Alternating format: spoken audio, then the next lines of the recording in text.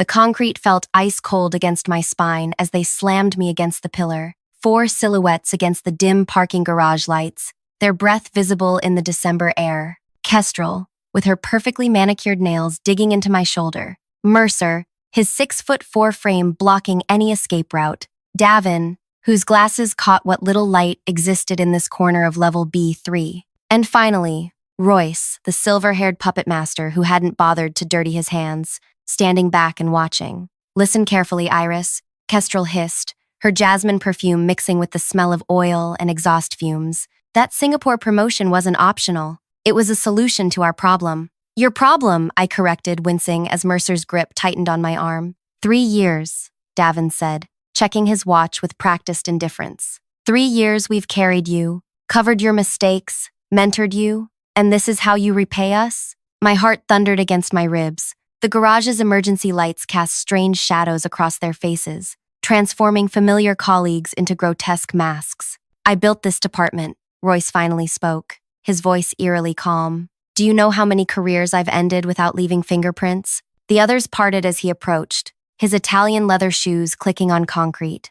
He stopped inches from my face. "You think refusing Singapore protects you? By Monday morning, you'll be an anecdote. The ambitious woman who couldn't handle pressure. The diversity hire who failed spectacularly." My legs threatened to buckle, but I forced myself to meet his gaze. "The senior team already thinks you're unstable," Kestrel added, flicking invisible lint from her sleeve. "Those little suggestions I've been planting for months, they've taken root beautifully," Mercer chuckled. "Remember Valerie? Top performer until she crossed us. Last I heard, she was selling insurance in Tulsa." The concrete pillar's coldness seeped through my blouse. 4 against 1 in an empty garage, 5 floors underground, with security gone for the night. The weight of their betrayal crushed harder than their physical intimidation. "We own this place," Davin whispered. "Every promotion, every bonus, every opportunity flows through us." "Move her car," Royce instructed Mercer. "I don't want it found quickly." As Mercer released me and demanded my keys, I felt something break inside. Not my spirit, something else. The illusion that playing by the rules offered protection. The belief that my work would shield me. I reached into my pocket, but instead of keys, I pulled out my phone. "Before you continue, there's something you should know." They all froze as I held up the screen, showing them what I'd prepared for exactly this moment. Their expressions shifted. Confusion, disbelief, then the first flickers of fear. "What is that?" Kestrel demanded, her voice no longer quite so steady. I smiled for the first time since they'd cornered me. "Insurance." Royce lunged for the phone, but I was ready. What happened next would change everything. For them, for me, for the entire company. But none of us could have predicted just how far the ripples would spread. If this story of corporate betrayal has captured your attention so far, tap like and subscribe to hear how Iris turns the tables on her manipulative managers. Comment your predictions about what's on her phone. I promise the truth is more shocking than anything you might guess.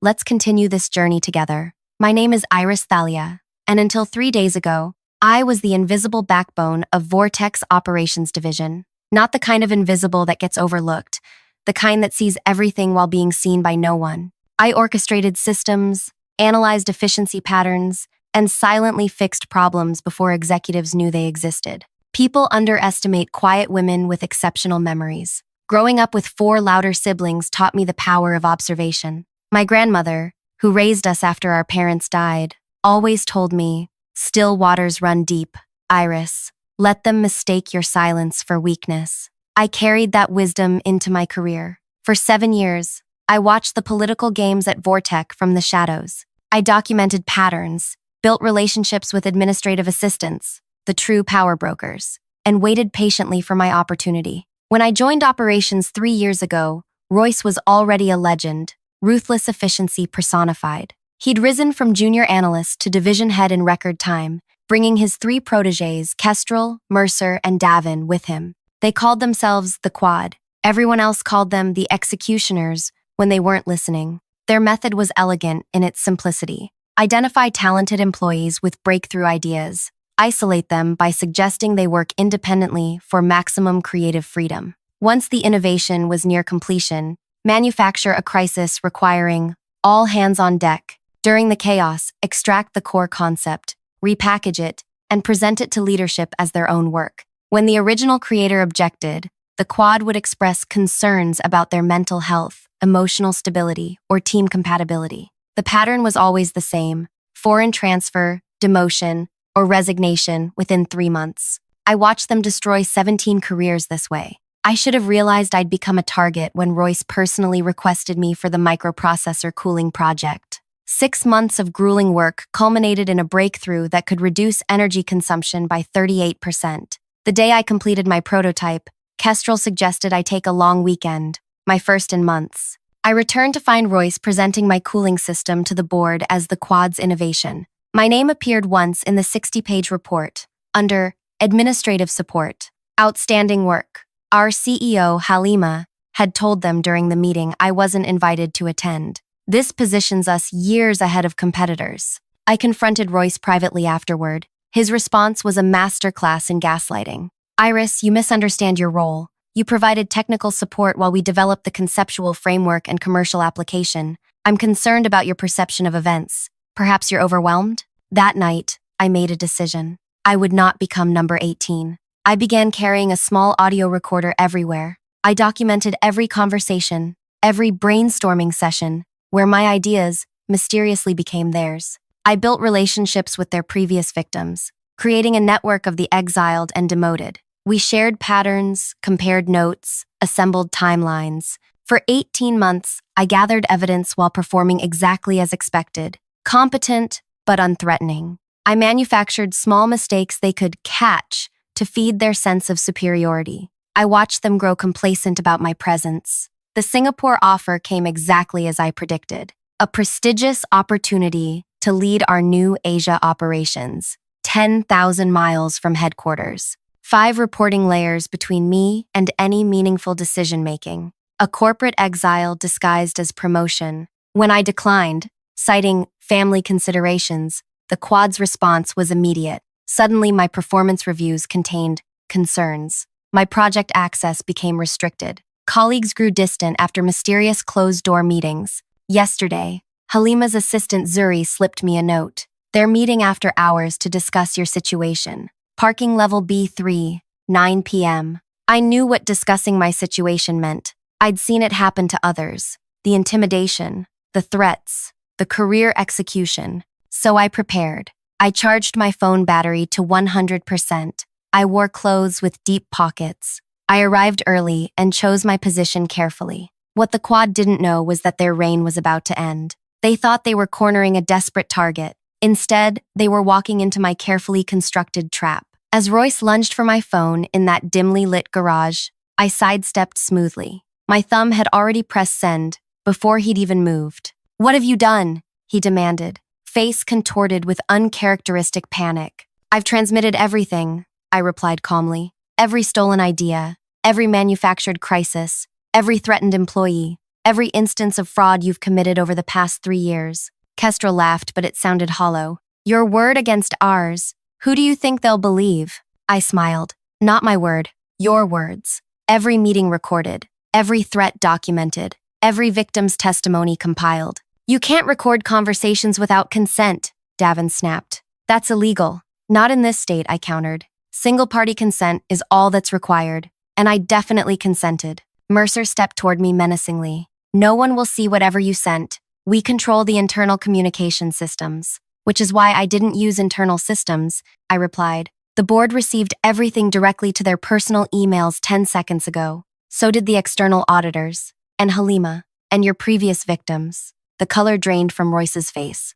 For the first time in 3 years, I saw naked fear in his eyes. "You're bluffing," Kestrel whispered, but uncertainty had crept into her voice. My phone buzzed with an incoming call. Halima's personal number lit up the screen. I held it up for them to see before answering and putting it on speaker. "Iris," Halima's voice echoed in the concrete structure. "Are you safe? Where are you right now?" "Parking level B3, I answered calmly. "With Royce, Kestrel, Mercer, and Davin. Stay on the line. Security is coming down. The board has called an emergency meeting for 7 a.m. tomorrow. Don't go home alone tonight." The quad exchanged panicked glances as the implications sank in. "What's in those files?" Royce demanded, his composure shattered. "Everything," I replied simply, "including what you did to Nadine's climate control system.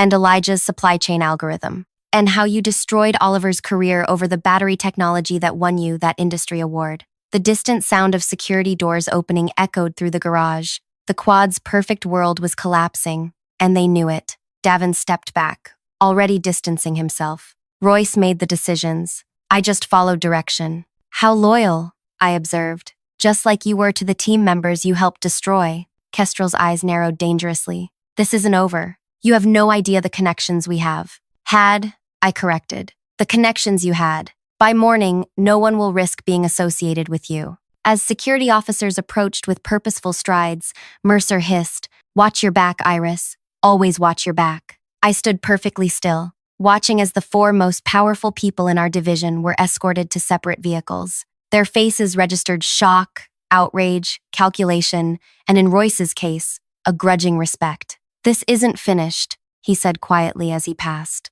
"You're right about that," I agreed. "This is just the beginning." As their cars disappeared up the exit ramp, Halima's voice came through my phone. "Iris, are you still there?" "I'm here," I answered, suddenly feeling the adrenaline drain from my body. "Come to my house. We need to prepare for tomorrow. What you've uncovered, it's worse than I imagined." As I walked toward my car, my legs finally began to shake. The night air had never tasted sweeter. The real battle would begin in the morning, and the quad still had powerful friends. But tonight, for the first time in 3 years, I would sleep without fear. What I didn't know then was how drastically everything would change, or how high the stakes would become when the quad decided that if they were going down, they wouldn't go down alone. The morning arrived with storm clouds gathering above the city skyline.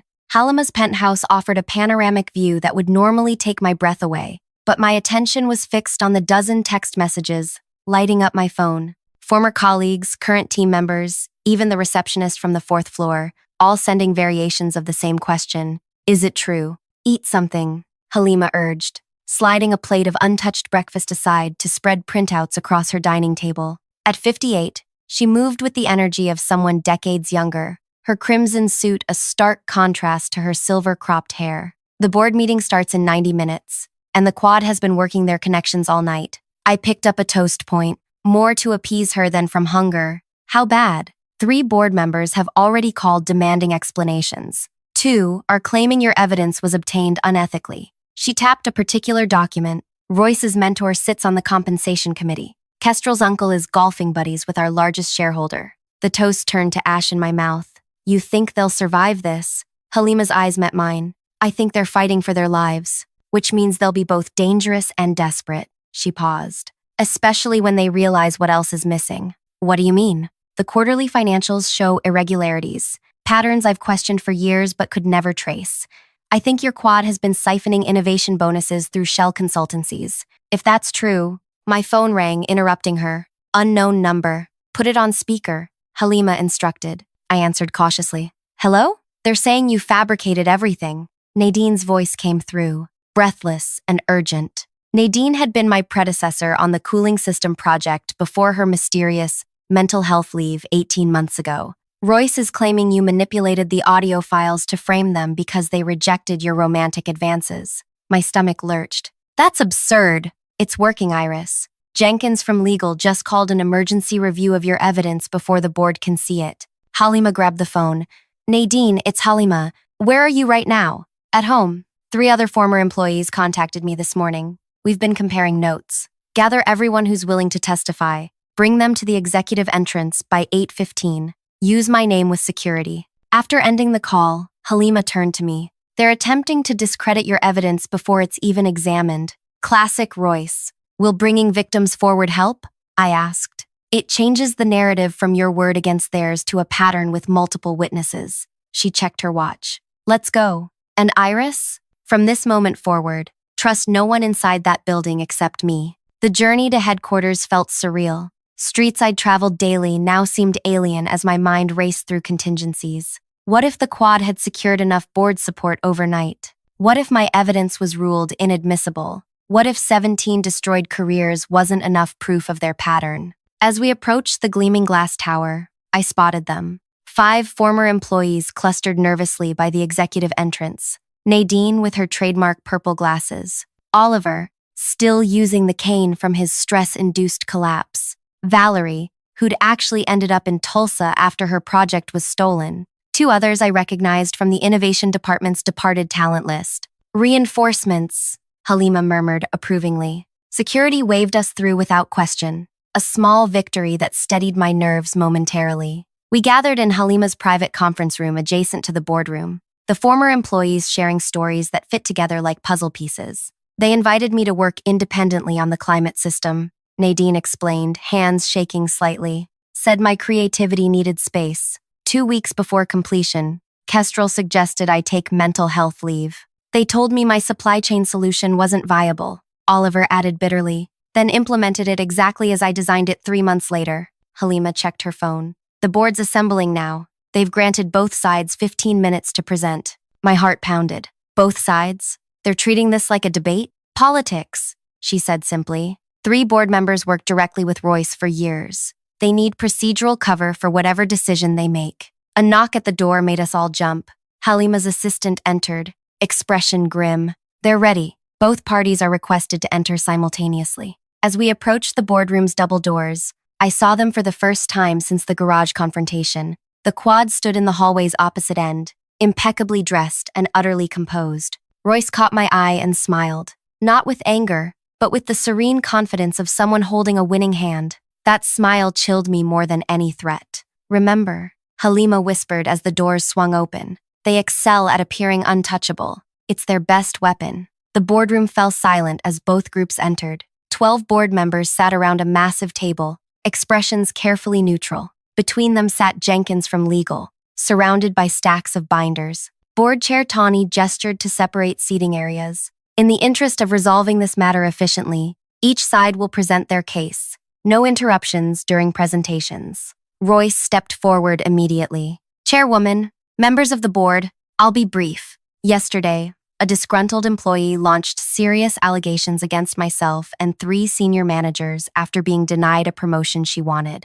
The evidence presented, manipulated audio recordings and testimony from former employees with grievances, represents a coordinated attempt at character assassination. He moved with practiced precision, making eye contact with specific board members who nodded almost imperceptibly. Our legal team has identified 17 instances where these recordings were edited, spliced, or taken out of context. More disturbingly, we've discovered that Miss Thalia approached several former employees weeks ago, offering incentives for supporting her claims. My jaw dropped at the brazen lie. Before I could protest, Kestrel distributed folders to each board member. Inside, you'll find time-stamped communications showing Miss Thalia's pattern of inappropriate workplace behavior, including unwanted advances toward Mr. Bellamy after her performance review last quarter. I froze, momentarily unable to breathe.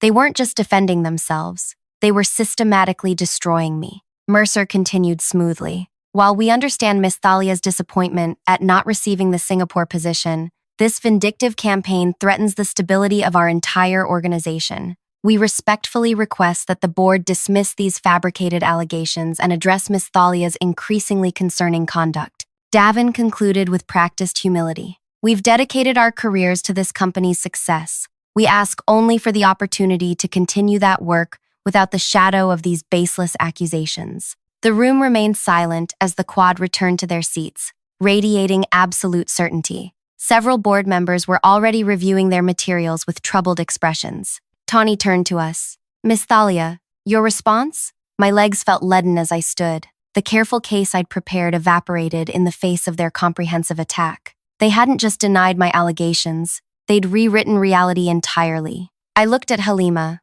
who gave me the smallest nod of encouragement. What you just heard, I began, my voice initially unsteady, was a masterclass in exactly how the quad has operated for years. Take someone's truth, reframe it, present a polished alternative reality, undermine the source. I moved to the center of the room, deliberately avoiding the materials I'd brought. I didn't come with rehearsed statements or coordinated talking points. Instead, I brought people. I gestured to the former employees. Not people I approached with incentives, as they claim, but people who contacted me after receiving my evidence last night. Nadine stood. I'm Nadine Walsh. 3 years ago, my climate control system was appropriated by this team. When I objected, I was diagnosed with workplace stress and offered leave. My innovations have generated approximately $27 million in revenue for this company. I received a fruit basket when I left. Oliver followed. Oliver Marsh. My supply chain optimization system is now the backbone of our distribution network.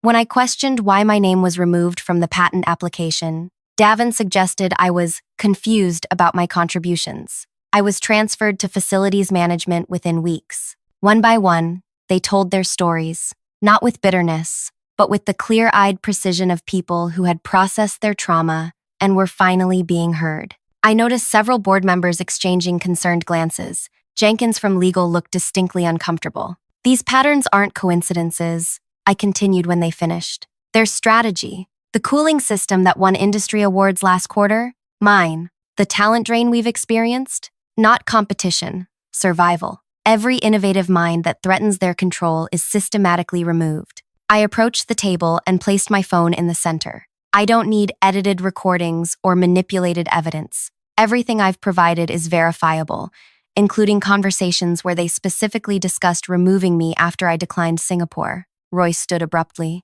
Chairwoman, this emotional display doesn't address the documented concerns about Miss Thalia's conduct. We have written evidence. Fabricated evidence, Halima interrupted, rising. As CEO, I've personally reviewed Miss Thalia's communications. Nothing inappropriate exists. Tawny raised her hand for silence. We need time to evaluate these conflicting claims. Both parties will wait separately while the board deliberates. As we filed out, I caught Royce's eye again. The confident smile had vanished, replaced by something calculating. He leaned toward Kestrel, whispering something that made her eyes widen. In the waiting area, tension crackled like static electricity. Nadine squeezed my hand. Whatever happens, you brought us together. That matters. 30 excruciating minutes passed before Jenkins appeared, his expression unreadable. The board requests Miss Thalia and Mr. Bellamy return. Alone. Halima started to object, but I shook my head. It's okay.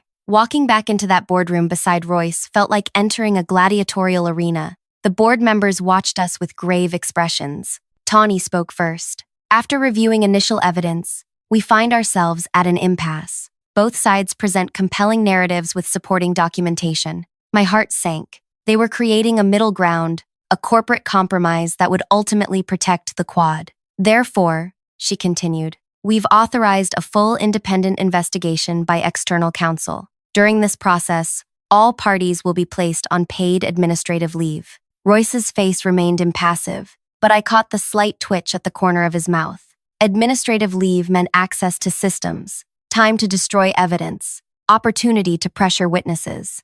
Additionally, Tawny added, all executive access codes will be suspended immediately, building access restricted to investigation interviews only. That twitch became more pronounced. As we turned to leave, Royce's hand caught my wrist, his grip painfully tight, though his expression remained pleasant for anyone watching. You've bought yourself time, nothing more, he whispered. We built this place. We know where the bodies are buried. That's the problem with burying things, Royce, I replied quietly. Someone always knows where to dig. His eyes narrowed fractionally. You don't have everything. If you did, you wouldn't need witnesses and theatrics. A cold realization washed over me. He was right. For all my preparation, something was missing. Something that made him still believe he could win. But what? As security escorted us from the building, the Quad exiting through one door, our group through another, Halima pulled me aside. Administrative leave is their attempt at containment, she murmured.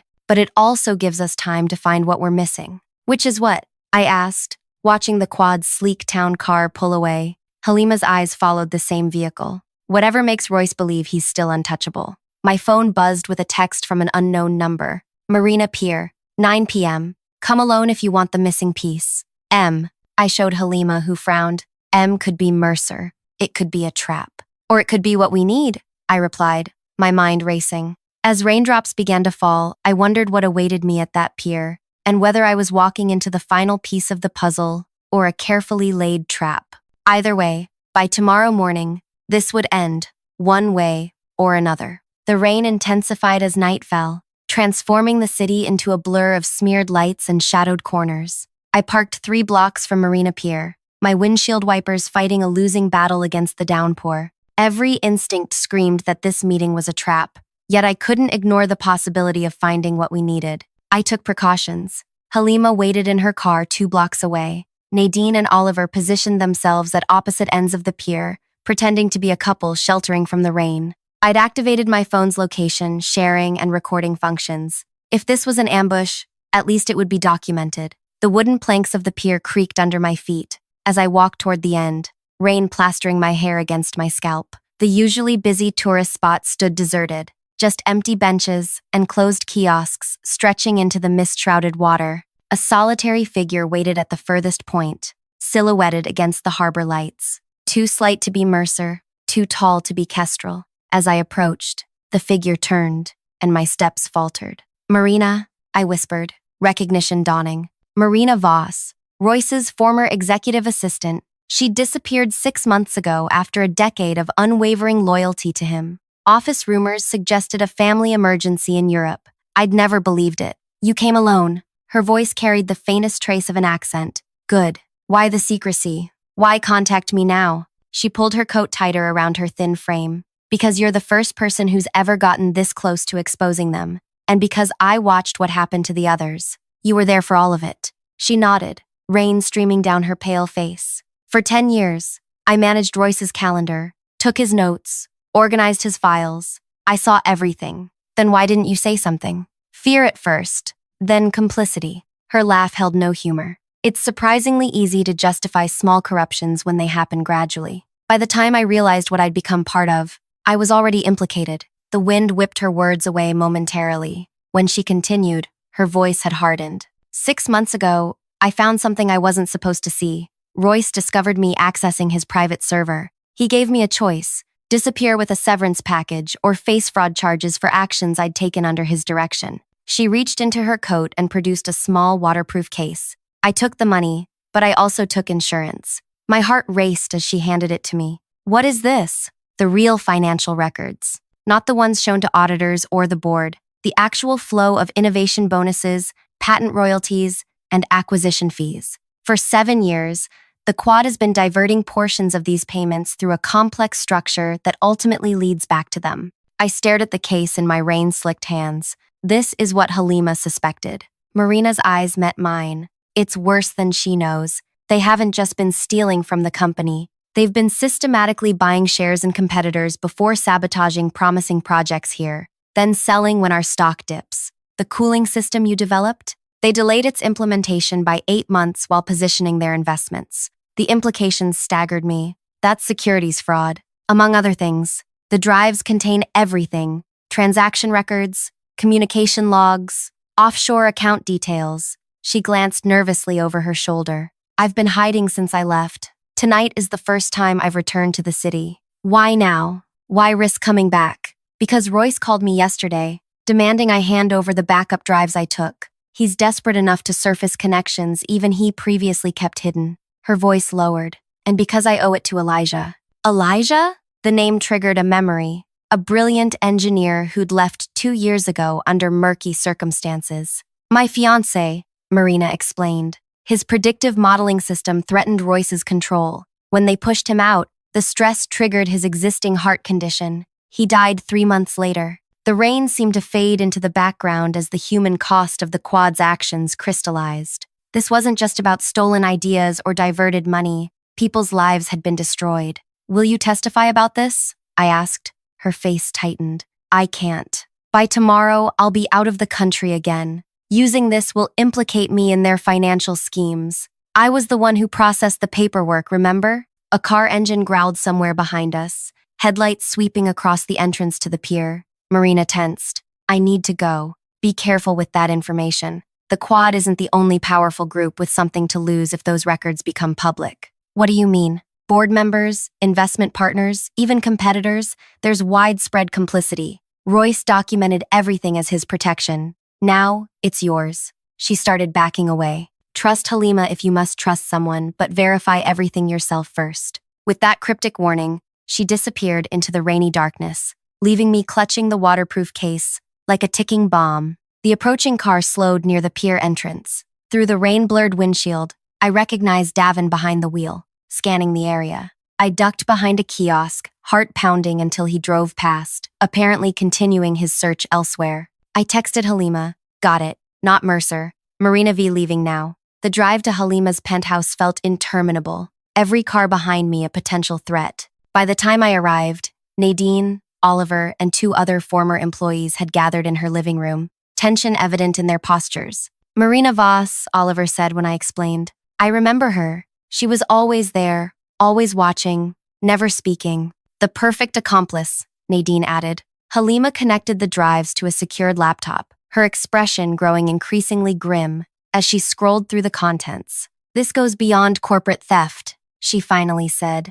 They've been manipulating our stock through strategic project sabotage. The board members named in these files. This could collapse the entire company if handled incorrectly. So what do we do? I asked. She looked up, determination hardening her features. We don't go to the board. Not yet. First, we need leverage that doesn't destroy what we're trying to save. For the next 3 hours, we dissected the drive's contents. The picture that emerged was breathtaking in its complexity and devastating in its implications. The Quad hadn't just stolen ideas, they'd weaponized innovation itself, creating an ecosystem of corruption that extended far beyond our company. At 2 a.m., my phone rang. Unknown number again. I know you met Marina. Royce's voice came through, unnervingly calm. Whatever she gave you, it's not worth your career or your life. The threat hung in the air between us. Is that what you told Elijah? I asked. His momentary silence spoke volumes. You don't understand what you're involved with now? He finally responded. This isn't just about us anymore. You'll be going against people who don't play by corporate rules. Neither do I replied, ending the call. Halima looked up from the laptop. He's scared. Good, I said, surprising myself with my steadiness. Because tomorrow, he loses everything. Dawn broke with renewed determination. While the Quad believed we were gathering financial evidence, we'd spent the night executing a different plan entirely, one that would render their powerful connections irrelevant. At 7 a.m., Halima activated the first phase with a single phone call to the board chair. Tawny, she said crisply, I'm exercising my emergency executive authority under Bylaw 87.3 to call an extraordinary general meeting. 9 a.m., all shareholders, not just the board. By 8 a.m., bewildered shareholders were arriving at headquarters, summoned by an urgent notification citing material risks to corporate value requiring immediate attention. The Quad arrived together, their confident facades now showing cracks. Royce caught my eye across the lobby, his silent message clear. Last chance to back down. I smiled in response, watching confusion replace his intimidation. At precisely 9 a.m., with the auditorium filled beyond capacity, Halima took the podium. The usual corporate platitudes were noticeably absent from her opening. Shareholders, employees, members of the board, I've called this emergency meeting because our company stands at a critical juncture. For years, we've experienced a puzzling pattern, breakthrough innovations developed internally, followed by inexplicable delays in implementation, coinciding with advantageous market positions taken by specific investment vehicles. Murmurs rippled through the crowd. Several board members shifted uncomfortably. Yesterday, evidence emerged suggesting this pattern was not coincidental but orchestrated. Royce stood abruptly. Chairwoman, this forum is inappropriate for unsubstantiated allegations that are currently under review by the board. Tawny's response surprised everyone. Sit down, Royce. As the largest individual shareholder, I want to hear this. Halima continued. Rather than detail these allegations myself,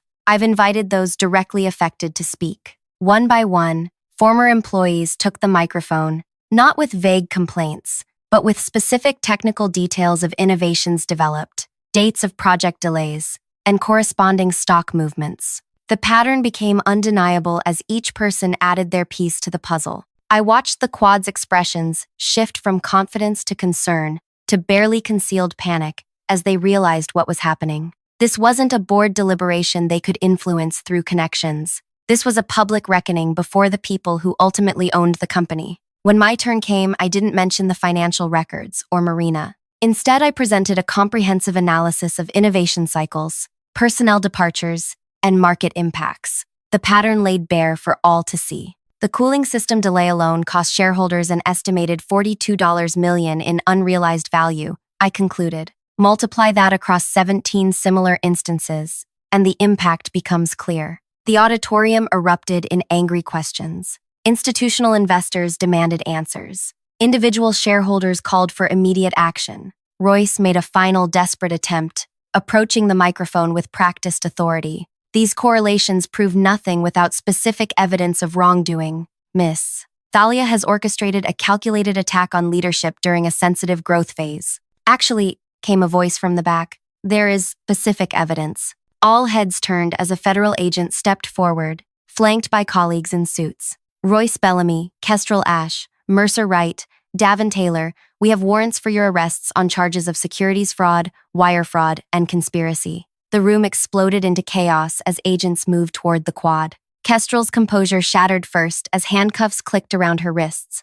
Mercer attempted to flee before being intercepted at a side exit. Davin immediately began offering to cooperate, and Royce, calculating until the end, locked eyes with me one final time. How? He mouthed silently as they led him past. I didn't answer, but Halima stepped close enough for only him to hear. Marina didn't just give us financial records. She gave us the offshore account numbers you used. The SEC has been monitoring them since 5 a.m. As the quad was escorted from the building, the revenge I'd imagined for months unfolded not with dramatic confrontation, but with the simple, devastating power of truth exposed to light. The emergency shareholders meeting transformed into a strategy session for corporate recovery. By afternoon, an interim management committee had been formed, with me as the unexpected nominee to lead operations. You orchestrated this perfectly, Halima told me afterward, as we watched workers removing the quad's names from the executive suite doors. You let them believe we were focused on the financial crimes, which kept them defending on that front.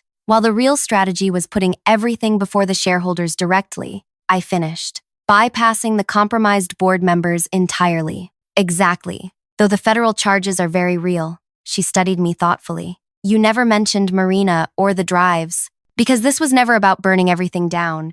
It was about removing the cancer while saving the patient. I looked around at the employees gathering in small groups, their relief palpable. Everyone here deserves better than what the quad created. 3 months later, the transformation was well underway. The quad faced multiple federal indictments. 6 board members had resigned. Most importantly, the 17 exiled employees had been invited back, their innovations finally recognized, their careers restored.